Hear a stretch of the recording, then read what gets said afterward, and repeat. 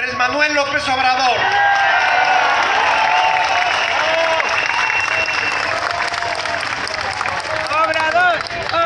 Amigas, amigos, paisanas, paisanos,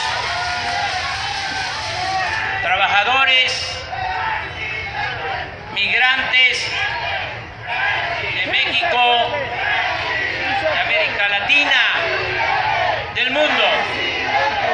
¡Presidente! Me da mucho gusto estar con ustedes en esta histórica plaza.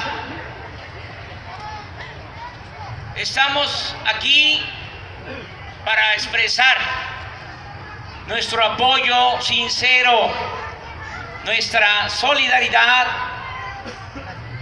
con todos los migrantes, con los trabajadores de México y de otros países que han venido a Estados Unidos a buscarse la vida. Los que vienen a Estados Unidos lo hacen por necesidad, no por gusto. Por eso merecen todo el respeto y toda la admiración de los seres humanos.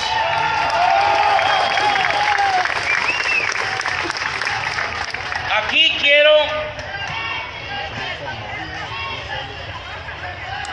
saludarles a todas, a todos, de manera afectuosa, de todo corazón. Quiero hacer mención a algunos ciudadanos mexicanos ejemplares, extraordinarios, que nos acompañan. Ustedes ya escucharon al padre Solalín. Es un ejemplo de apostolado, es un verdadero cristiano, un sacerdote que lucha todos los días por defender a migrantes, por defender los derechos humanos.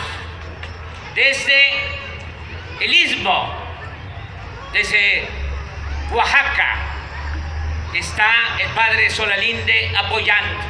Por eso lo invitamos para que nos acompañara el día de hoy, porque para nosotros es una gran personalidad, un hombre con dimensión social, humano, fraterno. También quiero agradecer la participación, la presencia de Jaime Jarrín, cronista de los Dodgers.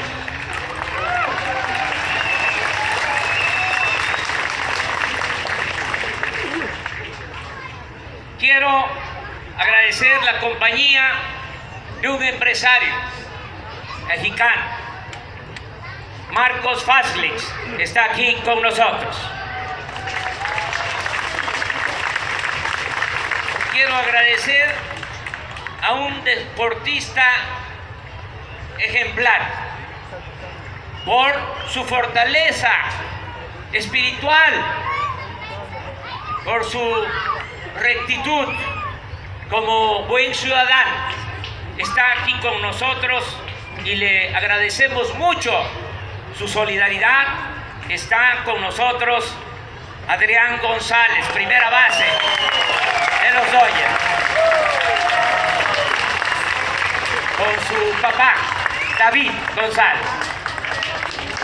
Toda una familia que son un ejemplo por su rectitud y por su apego a la disciplina deportiva, en particular al béisbol. Yo escribí este texto para este acto, lo quiero compartir con ustedes. Dice así: desde tiempos inmemoriales, el emigrante ha sido tanto vilipendiado como defendido en las distintas regiones del mundo. En la Biblia textualmente se ordena: no explotarás al jornalero humilde y pobre, ya sea uno de tus hermanos o un forastero que resida en tus ciudades. Pero como nos enseña la historia, este principio se viola con frecuencia. Y más aún, la persecución a migrantes ha llegado a usarse con propósitos políticos. Así debemos ver lo que está sucediendo al interior de los Estados Unidos de América. La actual campaña contra migrantes en este país no es solo un asunto de carácter económico, sino fundamentalmente de interés político. Un grupo está sacando provecho del sentimiento nacionalista que permanece aquí y en otras partes del mundo. Claro que existe un malestar por el desempleo y los bajos ingresos, así como en la Alemania anterior a Hitler había descontento por la inflación. Stefan Zweig, un gran escritor, en su último libro, El mundo de ayer, escribió: por los años 40 del siglo pasado, cito textualmente, hay que recordar siempre que nada exasperó tanto al pueblo alemán, nada lo tornó tan maniático del odio, tan maduro para Hitler como la inflación. Termina la cita. Pero culpar de estas desgracias económicas a determinados grupos sociales o culturales, nacionales o extranjeros, tiene una obvia connotación política. A Donald Trump y al grupo que lo asesora les ha dado resultado azuzar a integrantes de ciertos estratos de la sociedad estadounidense en contra de los inmigrantes, y en particular los de nacionalidad mexicana. El discurso de odio y la cizaña en contra de los extranjeros les permitió ganar la presidencia y suponen que van a mantenerse y reelegirse en el gobierno, alimentando el odio de unos sectores contra otros. No debe menospreciarse la capacidad de los actuales gobernantes de Estados Unidos. No son tontos. El discurso pendenciero de Donald Trump obedece a una calculada y fría estrategia política. El contenido, la técnica y la propaganda utilizada se inspiran en la teoría concebida en el siglo pasado sobre la defensa del llamado espacio vital frente a supuestos enemigos externos, y en la exaltación de la superioridad y el patriotismo. Durante la pasada campaña presidencial se cometió el error de no advertir la eficacia de la estrategia política sustentada en despertar el odio y el nacionalismo. No se le dio importancia o no supieron contrarrestar esa campaña. Pero aún es tiempo de atender las causas del problema y aminorar los daños, empezando por reconocer que la fobia contra lo extranjero ha penetrado bastante. Hace unos días se dio a conocer en varios periódicos el hecho de que una pareja de estadounidenses cenó en un restaurante de Texas y dejó en la nota de pago un mensaje que decía: la comida fue deliciosa y el servicio fue atento. Sin embargo, el propietario es mexicano. No volveremos. Rematando con la frase de Trump: América es primero. Estos astutos pero irresponsables gobernantes neofascistas quieren construir muros para hacer de Estados Unidos un enorme gueto y equiparar a los mexicanos en general y a nuestros paisanos migrantes en particular con los judíos estigmatizados e injustamente perseguidos de la época de Hitler. Por eso, ante semejante barbaridad, no debemos limitar nuestras acciones a la protesta y a la denuncia solo en el ámbito internacional, sino considerar como esencial la labor de información al interior de Estados Unidos.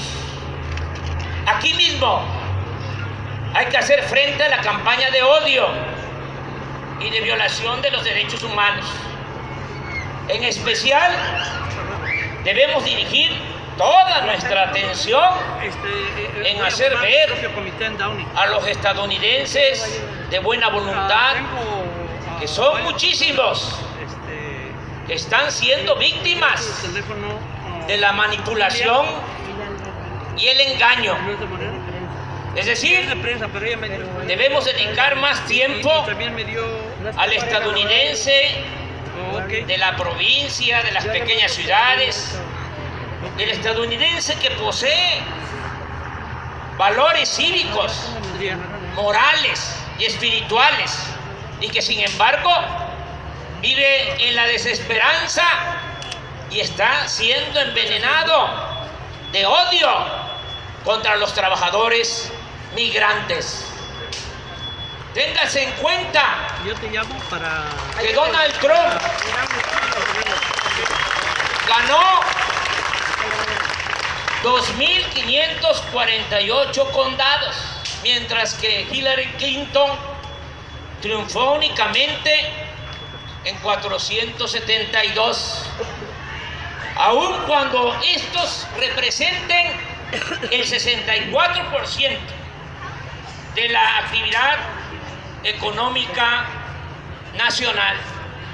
Pero es en los pequeños condados donde hay más afectados por la recesión económica producida en 2008, y en esos lugares no se han recuperado los empleos perdidos en la industria en la cual se ocupa más la población anglosajona, mientras que en los últimos años los nuevos empleos se han venido creando básicamente en el sector de los servicios, de las grandes áreas metropolitanas, donde se emplea más a los trabajadores latinoamericanos, asiáticos y afroestadounidenses.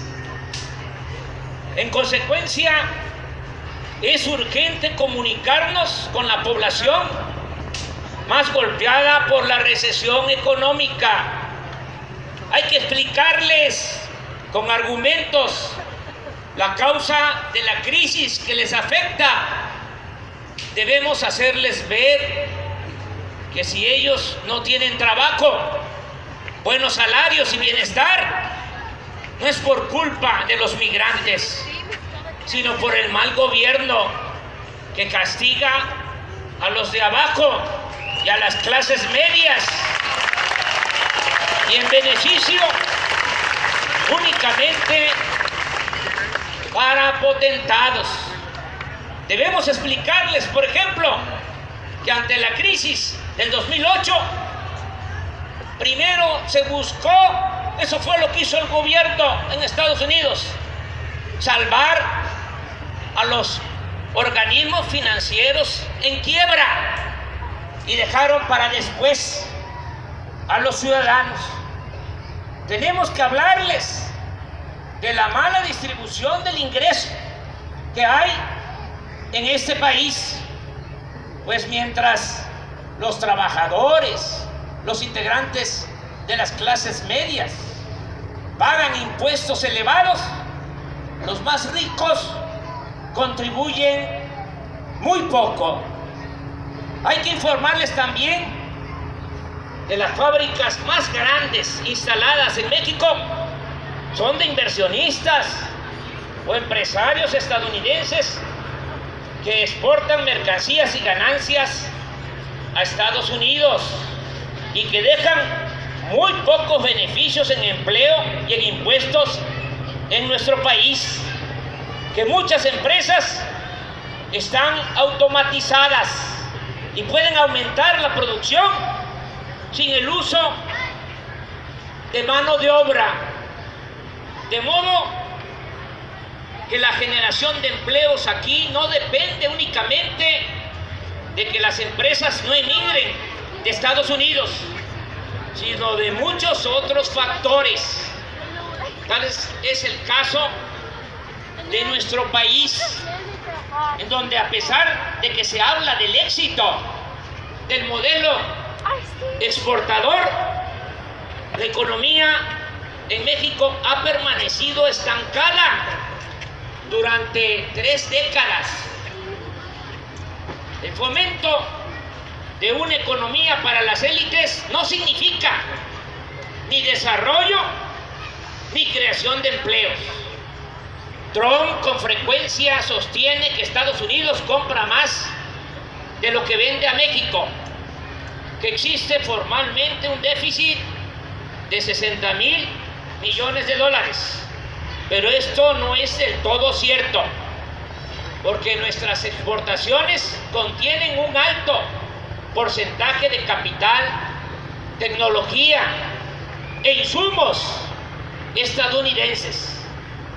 En otras palabras, si fuera cierto que el Tratado de Libre Comercio de América del Norte solamente beneficia a México, nuestra economía no permanecería estancada, ni habría migración.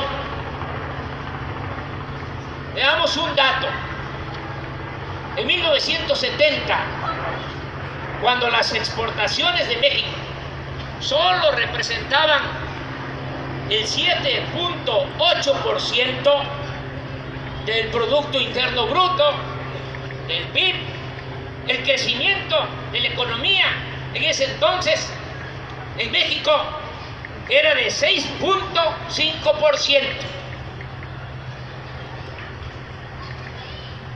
Mientras que ahora, cuando las exportaciones son mayores, significan el 35.3% del PIB, la economía en México solo crece en 2.5%. No somos, por lo tanto, un país está creciendo con base en la apertura externa, pues a pesar de que exportamos mucho en valor, también importamos la mayor parte de ese valor. Estos y otros argumentos deben darse a conocer a los estadounidenses, esgrimiendo razones, buenas razones. Podemos convencer a la población afectada por la crisis que sin odios ni rencores es posible construir mejores sociedades en ambos lados de la frontera, con el ideal de la justicia y de la fraternidad universal. En vez de la persecución, la hostilidad, el racismo, lo más conveniente para nuestros pueblos y naciones es el respeto, el entendimiento mutuo y la cooperación para el desarrollo. Con estas consideraciones, amigas, amigos, desde Los Ángeles convocamos a los académicos, que muchos nos están acompañando en esta tarde. Convocamos a intelectuales estadounidenses, poseedores de valores cívicos, sociales y democráticos, a la elaboración de un plan que recoja ideas que permitan convencer y persuadir a los trabajadores y a las clases medias de Estados Unidos que los migrantes no son sus enemigos, sino sus hermanos, admirables seres humanos, que al igual que los fundadores de esta gran nación, se ven y se han visto obligados a salir de sus lugares de origen por necesidad. Repito, no por gusto.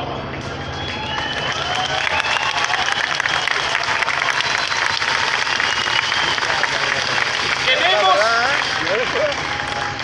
contrarrestar con fundamentos la estrategia de Trump y sus asesores, no con gritos o insultos, ni respondiendo a las provocaciones, sino con inteligencia, sabiduría y dignidad, con el método que nos han enseñado otros luchadores sociales, con la práctica de la no violencia.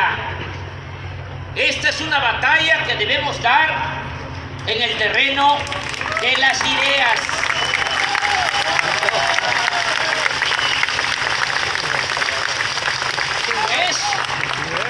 Eso sí, que se oiga bien y que se oiga lejos. Es una lucha contra los que atizan el egoísmo y en defensa de los olvidados de Estados Unidos, para que no siga creciendo en ellos el resentimiento contra los que no son de su clase, de su nacionalidad o de su religión. Al discurso del odio hay que responderle con el principio espiritual del amor al prójimo.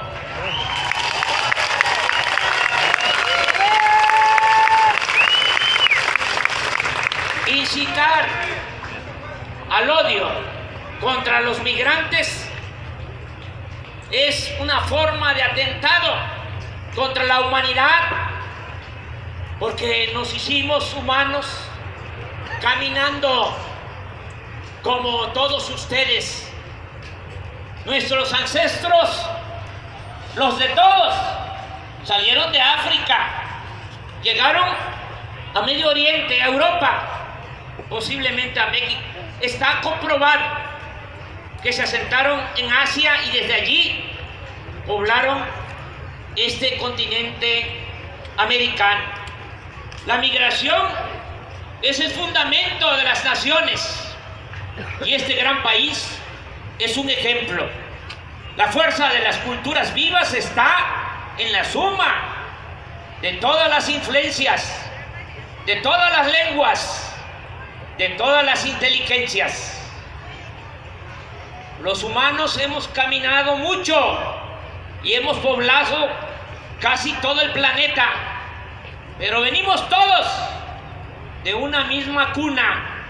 Hoy en día reconocemos nuestra historia compartida mediante el valor universal de la fraternidad. Por eso, cuando se erige un muro para segregar a las poblaciones, o cuando la palabra extranjero se utiliza para insultar, denigrar y discriminar a nuestros semejantes, se ofende a la humanidad, se ofende a la inteligencia, se ofende a la historia.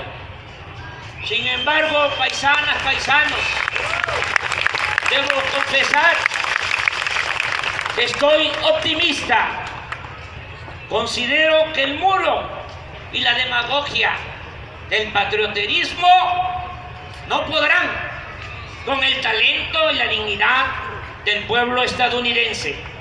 Apuesto a que con argumentos la fuerza de la opinión pública terminará por hacer entrar en razón a quienes, como Donald Trump, optan por el uso de la amenaza y de la fuerza. Amigas y amigos, aquí en el estado de California, refugio bendito de migrantes, que viva el estado de California.